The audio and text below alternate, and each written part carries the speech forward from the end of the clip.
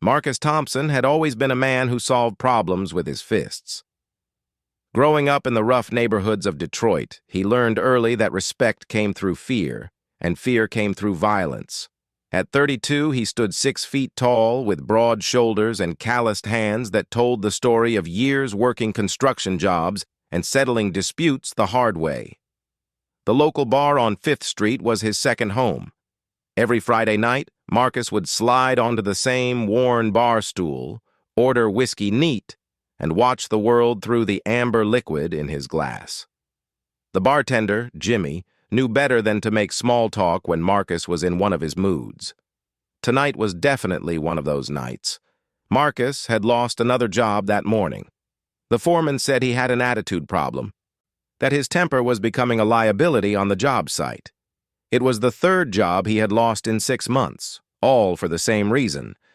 But Marcus saw it differently.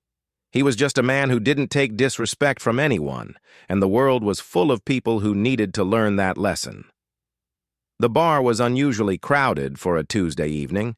Construction workers, office employees getting off late shifts, and the usual regulars created a buzzing atmosphere that normally would have annoyed Marcus. Tonight, though, he was too focused on his drink and his problems to care about the noise around him. That's when she walked in. She was small, maybe 5 feet 4 inches, with shoulder-length brown hair pulled back in a simple ponytail.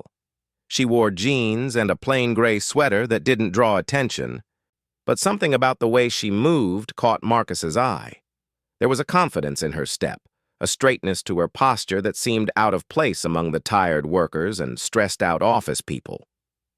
Sarah Martinez had chosen this bar specifically because it looked like the kind of place where she could blend in.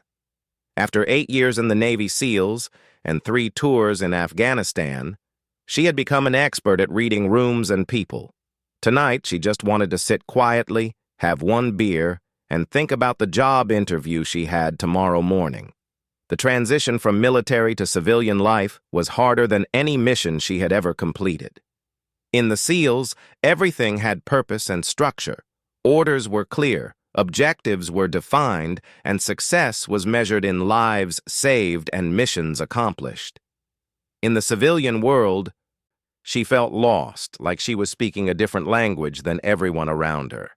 She found an empty stool at the far end of the bar, 3 seats away from a large man who was staring into his whiskey like it held the answers to life's questions. Sarah ordered a beer and pulled out her phone, scrolling through job listings for security positions. Her military background opened some doors, but many employers seemed intimidated by her resume. A female Navy SEAL was still rare enough to make people uncomfortable. Marcus glanced over at her a few times as she sat there quietly. She wasn't like the other women who came into this bar. She didn't seem to be looking for attention or trying to start conversations. She just sat there, focused on her phone, occasionally taking small sips of her beer. As the evening wore on, Marcus had several more drinks. The alcohol mixed with his frustration about losing his job, his anger at the world, and his general belief that life had dealt him an unfair hand. He started making comments to Jimmy about how the bar was changing, how it used to be a place for serious drinkers, not people who came in to play on their phones. Sarah heard the comments but ignored them. She had dealt with much worse during her military service. Drunk men in bars were hardly a threat compared to enemy combatants in hostile territory. She finished her beer and signaled Jimmy for the check. That's when Marcus decided to make his move. "Hey there, sweetheart," Marcus said, his words slightly slurred as he moved to the stool next to Sarah. "You look like you could use some company." Sarah looked up from her phone with the kind of calm, measured gaze that should have been a warning to anyone who knew how to read people. "I'm fine, thanks. Just finishing up here." Marcus laughed, a sound without humor. "Come on now, don't be unfriendly. I'm just trying to be nice. Buy you another drink, maybe we can talk." "I appreciate the offer, but I'm not interested," Sarah said, her voice steady and polite but firm. She placed a $20 bill on the bar and started to gather her things. The rejection hit Marcus like a physical blow. In his current state, Influenced by alcohol and anger, he took it as another sign of disrespect, another example of the world looking down on him. His face darkened, and his voice took on a threatening edge.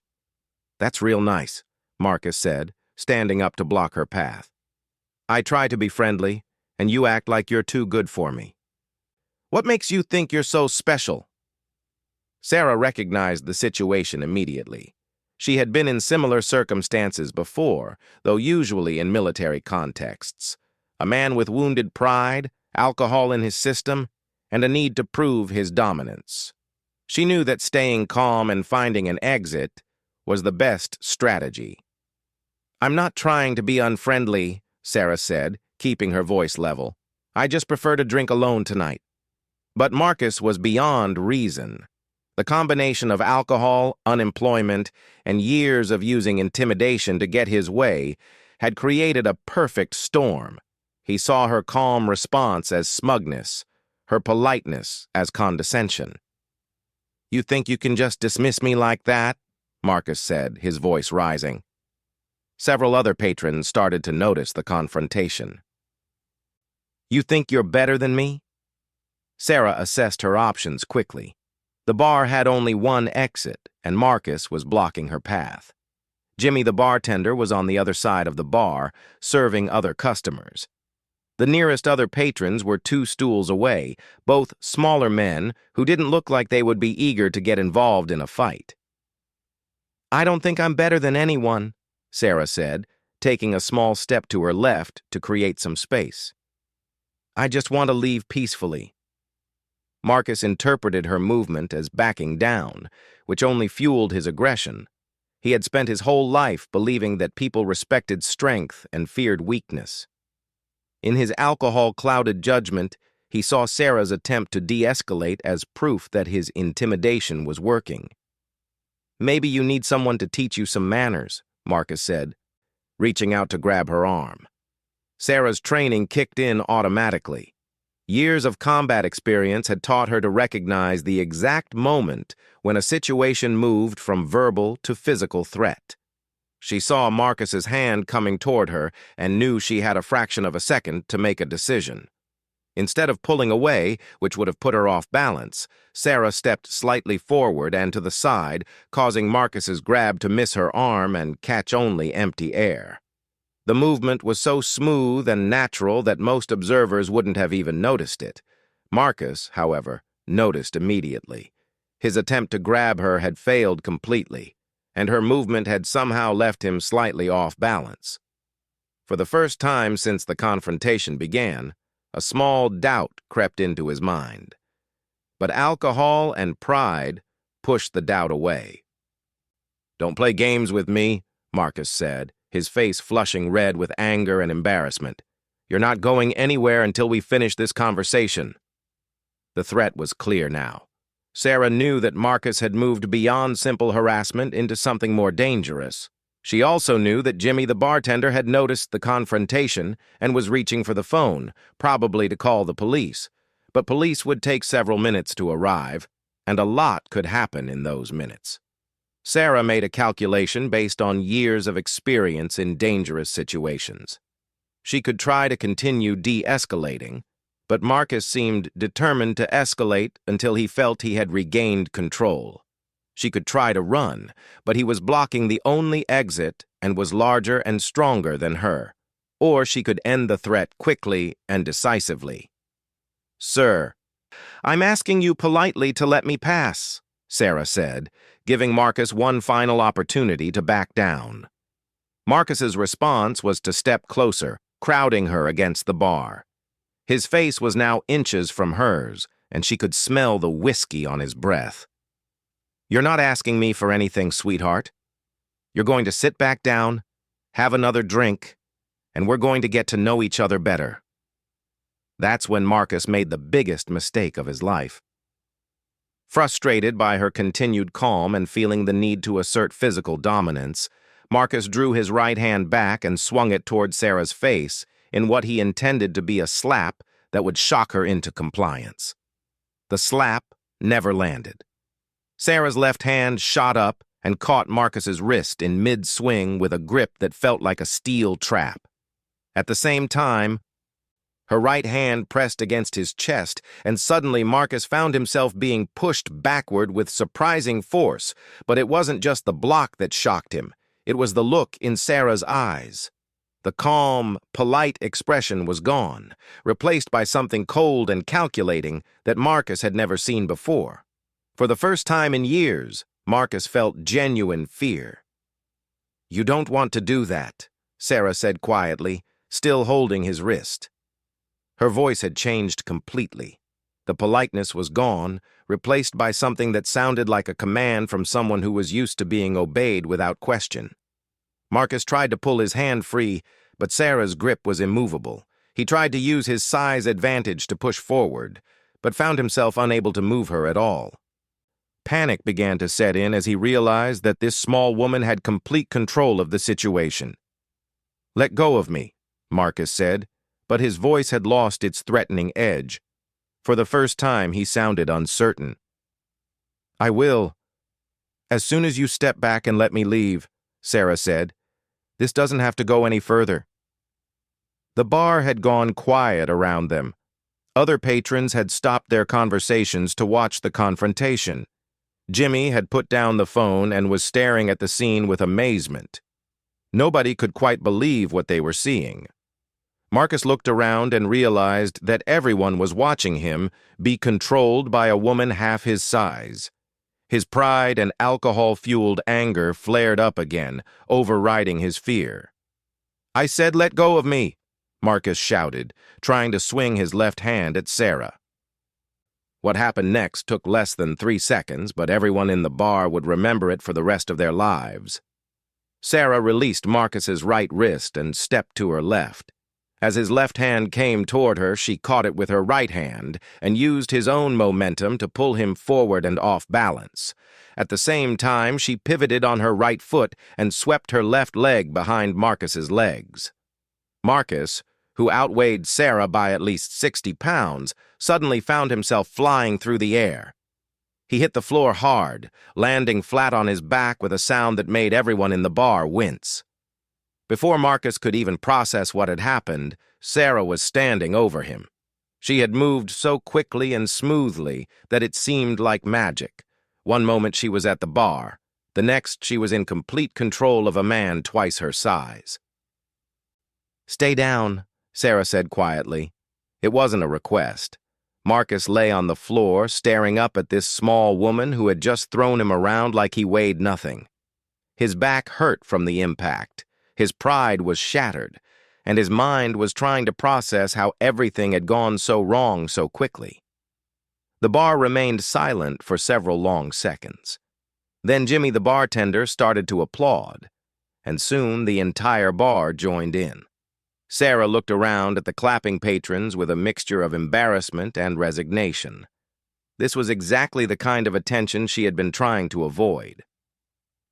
"Ma'am," Jimmy called out, "your money's no good here tonight. That drink is on the house." Sarah shook her head. "Thanks, but I really should be going." She looked down at Marcus, who was still on the floor. "Are you hurt?" Marcus stared up at her, his mind reeling. "Who are you?" he whispered. Sarah considered the question for a moment. She could give him some generic answer, let him wonder, and walk away. But something in his eyes made her pause. Under the anger and alcohol, she saw something she recognized from her own mirror during the difficult transition from military to civilian life. A man who felt lost and was handling it badly. "Someone who's been where you are," Sarah said quietly, extending her hand to help him up. "Someone who knows what it's like to feel like the world doesn't make sense anymore." Marcus stared at Sarah's outstretched hand for several seconds before reluctantly accepting her help. As she pulled him to his feet with surprising strength, he noticed that several patrons were still watching, some with their phones out, probably recording the whole incident. His face burned with embarrassment. "Let's go outside," Sarah said quietly. "We should talk." Marcus wanted to refuse, to walk away and pretend this had never happened. but something in her tone made it clear that this wasn't really a request. He followed her out of the bar, past the staring faces and whispered conversations. The cool night air hit Marcus like a slap, sobering him slightly. They stood under the flickering neon sign of the bar, and for the first time, Marcus got a good look at the woman who had just humiliated him in front of everyone he knew. She was pretty, but in a natural way that didn't require makeup or fancy clothes. What struck him most were her eyes. They were alert, constantly scanning their surroundings, and held a depth that suggested she had seen things most people couldn't imagine. There was also something else in those eyes now. Concern. "You said you've been where I am," Marcus said, his voice hoarse. "What did you mean?" Sarah leaned against the brick wall of the building. "Lost, angry, feeling like everyone's looking down on you, drinking too much because it's easier than dealing with reality." Marcus felt defensive again. "You don't know anything about me." "I know you lost your job recently," Sarah said calmly. "Construction, based on your hands and clothes. I know you're not married, no ring, and you drink alone. I know you have a temper that's gotten you in trouble before, probably multiple times. And I know you're angry because you feel like the world owes you something it's not giving you." Marcus stared at her. Every observation was accurate, which somehow made it worse. "How do you—" "It's what I do," Sarah interrupted. "Read people, assess threats, understand situations quickly. It's how I stayed alive for 8 years. 8 years doing what?" Sarah hesitated. She had learned that telling people about her military service often created more problems than it solved. Some people didn't believe her. Others became either overly impressed or intimidated. A few became hostile, especially men who felt threatened by the idea of a woman in combat. But looking at Marcus, she saw someone who needed to understand that his problems weren't unique, that other people had found ways to channel their anger and frustration into something positive. "I was in the Navy," Sarah said. "Special operations." Marcus laughed, but there was no humor in it. "Come on, you're telling me you're some kind of soldier?" "Navy SEAL," Sarah said simply. "Team 6. 3 tours in Afghanistan, 1 in Iraq." The words hit Marcus like a physical blow. He had heard of the Navy SEALs, of course. Everyone had. They were the elite of the elite, the people who did the impossible missions that nobody else could handle. And this small woman who had just thrown him across a bar was claiming to be one of them. "That's impossible," Marcus said. "Women can't be SEALs." "They can now," Sarah replied. "The program opened up to women in 2016. I was in the 3rd class that included female candidates. Out of 12 women who started, only 2 of us graduated." Marcus studied her face, looking for signs that she was lying or exaggerating. But her expression was matter-of-fact, almost bored. Like she was discussing the weather. There was no boasting, no attempt to impress him. She was simply stating facts. "Prove it," Marcus said. Sarah smiled for the first time that evening, but it wasn't a happy expression. "What you experienced in that bar was about 1% of what I'm capable of. Trust me, you don't want to see the rest." Something in her voice convinced Marcus that she was telling the truth. He thought about how easily she had controlled him, how calm she had remained throughout the entire confrontation, and how she moved with a precision that he had never seen before. "If you're some kind of super soldier," Marcus said, "what are you doing in a dive bar in Detroit?" The question hit closer to home than Marcus could have known. Sarah had been asking herself the same thing for months. "Trying to figure out how to be a civilian," Sarah said. "Turns out it's harder than being a SEAL." They stood in silence for several minutes, both lost in their own thoughts. Finally, Marcus spoke up. "Why are you telling me this? Why didn't you just walk away?" Sarah considered the question carefully. "Because I recognize the signs. The anger, the drinking, the feeling like you don't fit anywhere. I've been there." "You? You seem like you have everything figured out." Sarah laughed, but it was a bitter sound. 3 months ago, I was sitting in a bar just like this one, drinking alone and wondering what the hell I was supposed to do with my life. I spent 8 years with a clear mission, clear objectives, and a team that depended on me. Now I'm interviewing for security jobs and trying to convince corporate executives that a woman who used to hunt terrorists can handle watching over their office buildings. Marcus felt something shift inside him. For the first time since the confrontation began, he saw Sarah not as the person who had humiliated him, but as another human being with her own struggles. "Is that why you moved here? For work?" "Partly," Sarah said. "Also because I needed to get away from everything that reminded me of the military, start fresh somewhere nobody knew my story." "How's that working out for you?" "About as well as your approach to dealing with unemployment," Sarah said dryly. Despite everything that had happened, Marcus found himself almost smiling. "So we're both screwed up. The difference is, I'm trying to find a positive way to deal with my problems. You're taking yours out on innocent people in bars." The words stung because they were true. Marcus had been telling himself for months that his problems were everyone else's fault. His employers didn't appreciate his work ethic. People didn't show him proper respect. The world had become too soft, too politically correct. But standing here talking to someone who had actually faced real challenges, real danger, and real responsibility, Marcus began to see his own situation differently. "What am I supposed to do?" Marcus asked. "I can't fight terrorists or save the world. I'm just a construction worker with a bad temper." "You're a construction worker with skills and experience who's letting anger destroy his opportunities," Sarah corrected. "The question is whether you want to keep doing that or find a better way."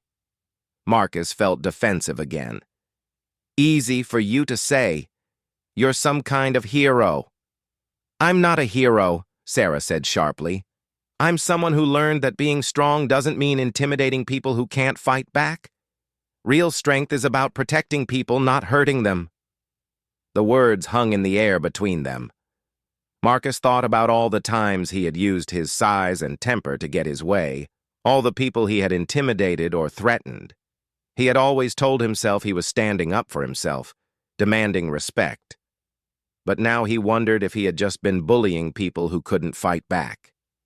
"Look," Sarah continued, "I don't know you and I'm not trying to change your life, but I recognize someone who's heading down a dark path, and I've seen where that path leads." "Where does it lead?" "Nowhere good. Prison if you're unlucky. A lonely, angry death if you're not." Marcus wanted to argue, to defend himself, but he couldn't find the words. Everything Sarah had said was hitting too close to home. "So, what's the alternative?" he asked finally. "Find a better outlet for your anger. Use your strength to help people instead of intimidating them.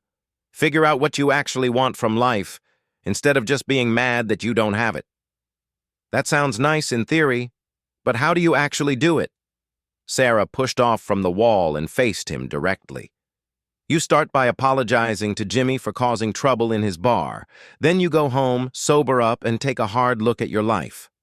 Tomorrow, you start making different choices." Marcus felt his old defensiveness rising. "And then what? Everything magically gets better?"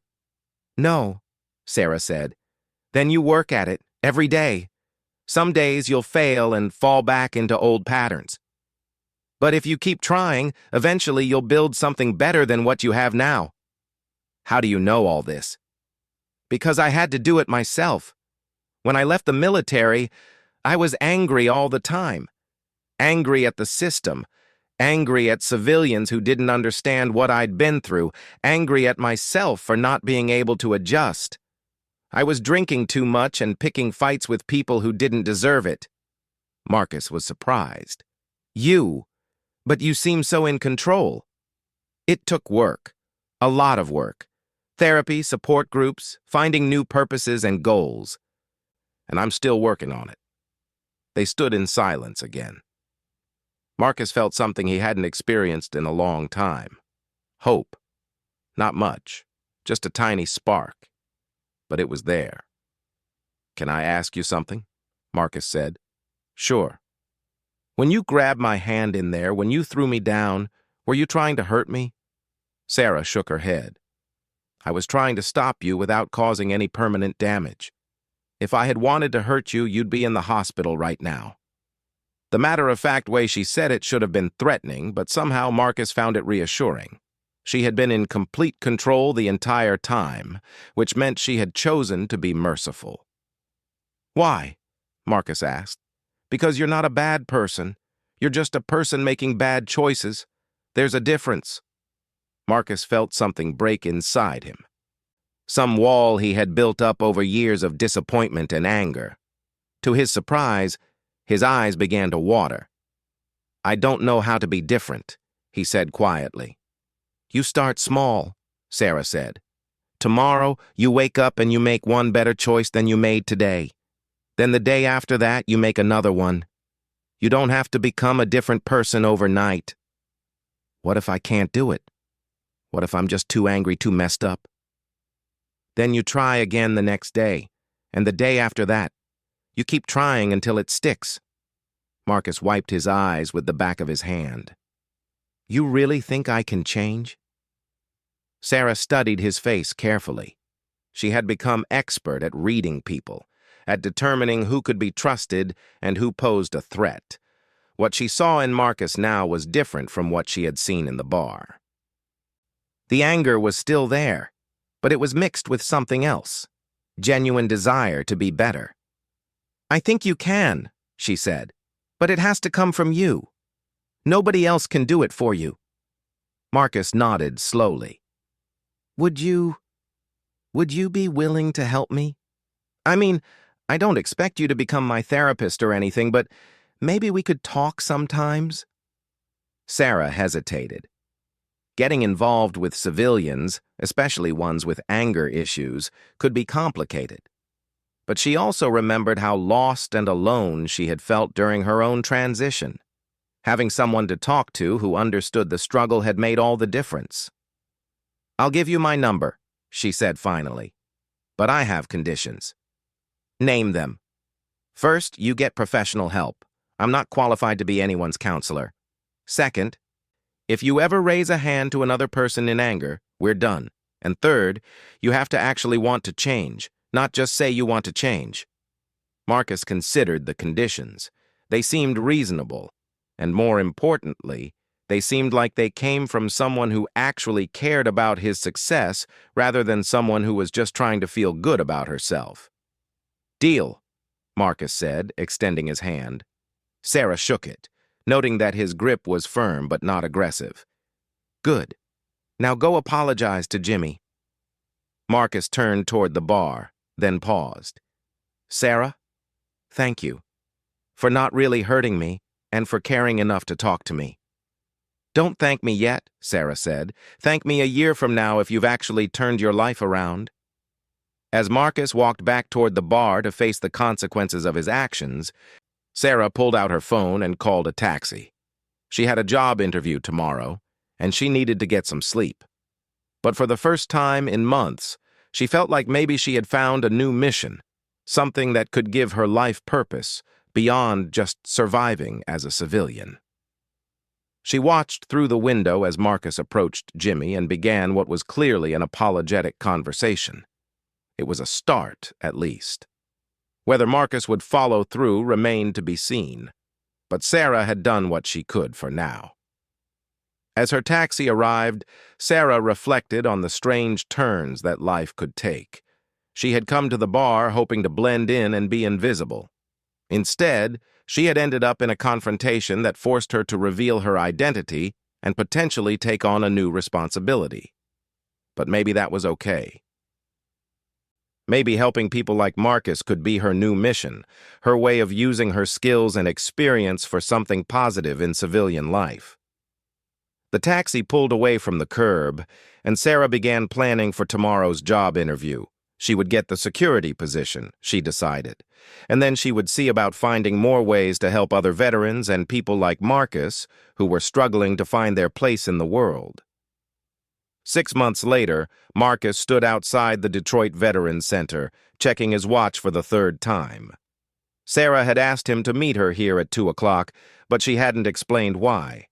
Over the past half-year, their unlikely friendship had become one of the most important relationships in his life. True to his word, Marcus had apologized to Jimmy that night and had started seeing a counselor the following week. Dr. Patricia Williams specialized in anger management and had worked with many veterans transitioning to civilian life. She was the one who suggested that Marcus might benefit from volunteer work, something that would let him use his construction skills to help others. The changes hadn't been easy or immediate. Marcus had slipped back into old patterns several times, losing his temper at job sites and getting into heated arguments with coworkers. But each time, he remembered his conversation with Sarah outside the bar and managed to pull himself back from the brink. Sarah had been true to her word as well. She checked in with him regularly, sometimes just a text to see how he was doing. Other times, longer conversations about the challenges of building a new life. She had gotten the security job she interviewed for the day after their encounter, working for a company that provided protection services for corporate executives. But Sarah had also been busy with something else, something she had only recently shared with Marcus. She had been working with local veterans organizations to develop programs for military personnel transitioning to civilian life. Her unique perspective as both a combat veteran and someone who had struggled with the transition made her valuable in ways she was just beginning to understand. "Sorry I'm late," Sarah said, approaching from the parking lot. "Traffic was worse than I expected." Marcus turned and smiled. The change in him over 6 months was remarkable. He had lost weight, cleaned up his appearance, and most importantly, the constant tension that had once radiated from him was gone. He looked relaxed, confident in a way that didn't depend on intimidating others. "No problem," Marcus said. "Though I have to admit, I'm curious about why you wanted me to meet you here." Sarah gestured toward the building. "Come on, I'll show you." The Detroit Veterans Center was housed in a converted warehouse that had been donated by a local businessman whose son had died in Iraq. The main floor had been divided into meeting rooms, counseling offices, and a large open area that served as both a gathering place and event space. Sarah led Marcus through the main area, which was bustling with activity. Veterans of various ages were engaged in different programs, a job training seminar in one corner, a support group meeting in a glass-walled conference room, and what appeared to be a computer literacy class near the windows.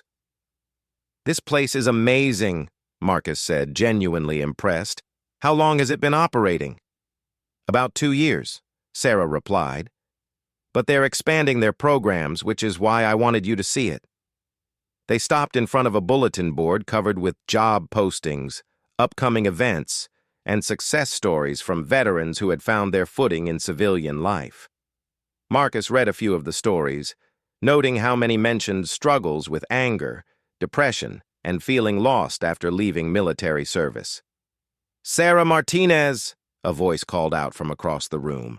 They turned to see a man in his 50s approaching them. He was tall and lean with graying hair and the bearing of someone who had spent years in leadership positions. His handshake was firm, and his eyes were alert and assessing in a way that reminded Marcus of Sarah. "Marcus, this is Colonel James Harrison, retired Army," Sarah said. "He runs the center. Jim, this is Marcus Thompson, the person I've been telling you about." Marcus felt a moment of panic. What exactly had Sarah been telling this man about him? Their first meeting hadn't been Marcus's finest moment, and he worried about what Sarah might have shared. Colonel Harrison seemed to sense his concern.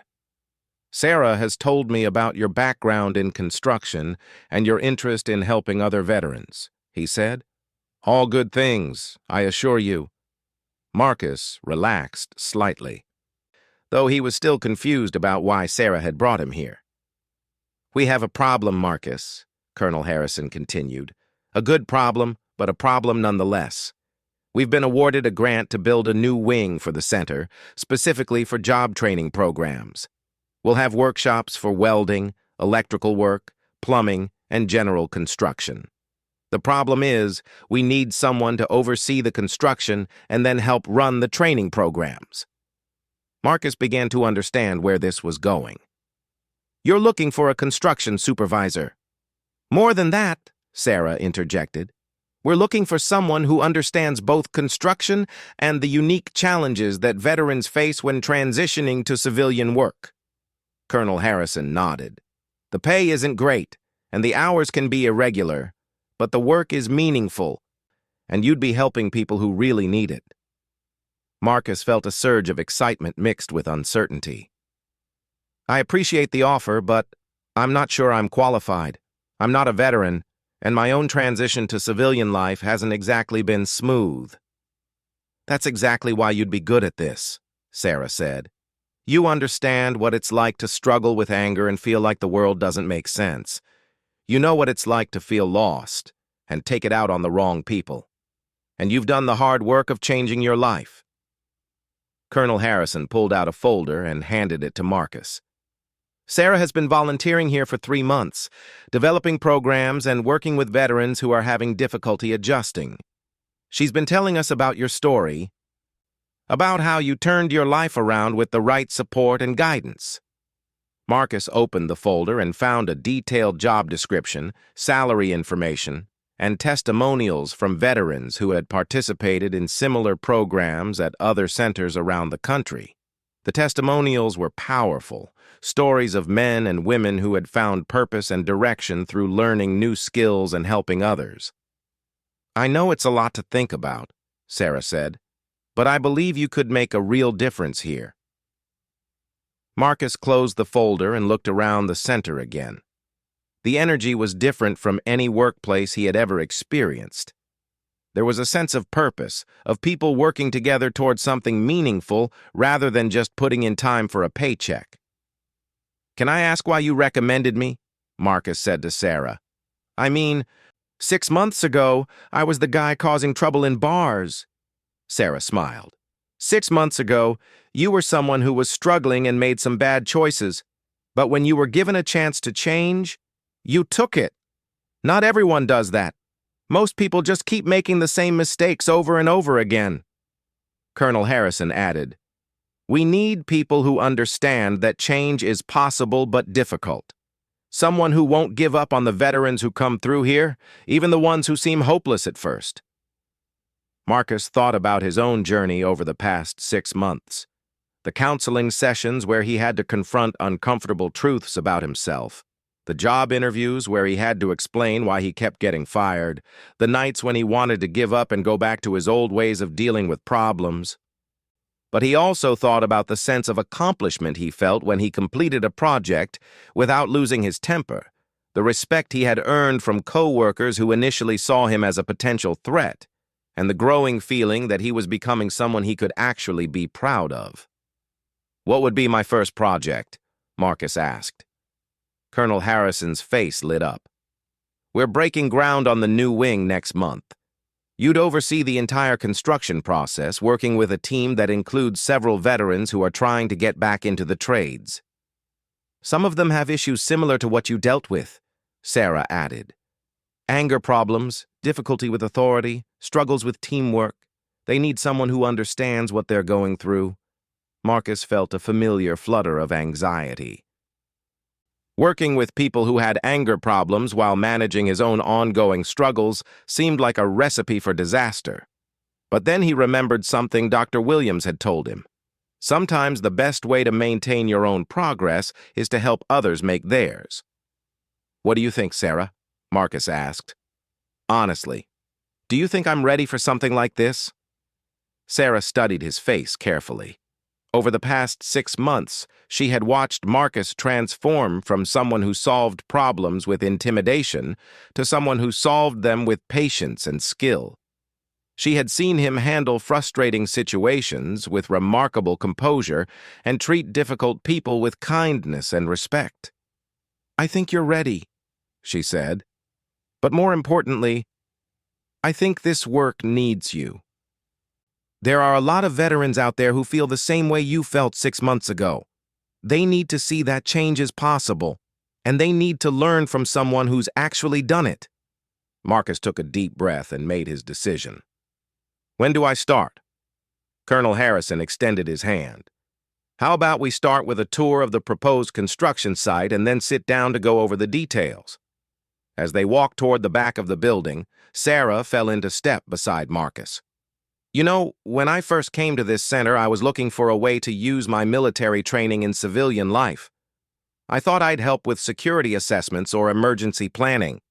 What changed your mind? I realized that the most important battles aren't always the ones fought with weapons. Sometimes the most important fight is helping someone believe they can change their life. They emerged onto a vacant lot behind the center where the new wing would be built.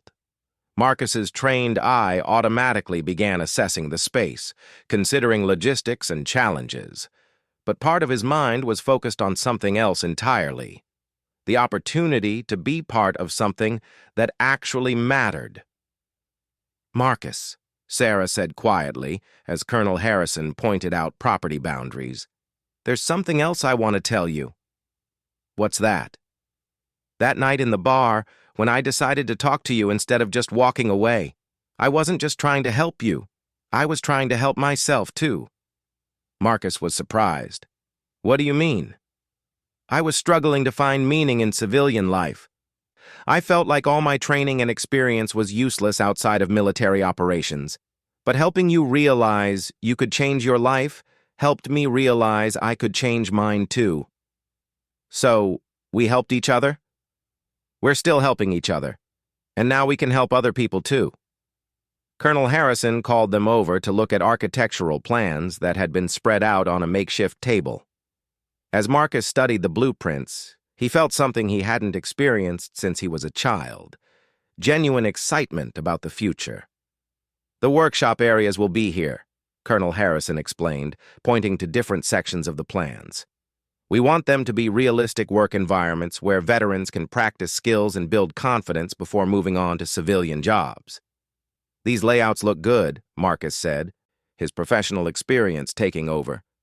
But I'd suggest moving the electrical workshop closer to the main power supply, and the welding area needs better ventilation than what's shown here.